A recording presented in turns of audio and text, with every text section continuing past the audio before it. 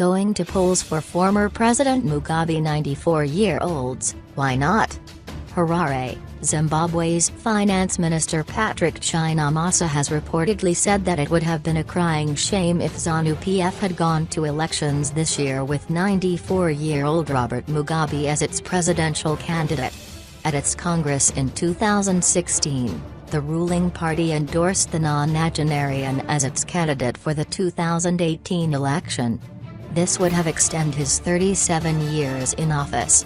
Mugabe was endorsed by all Zanu-PF party structures in mass bingo.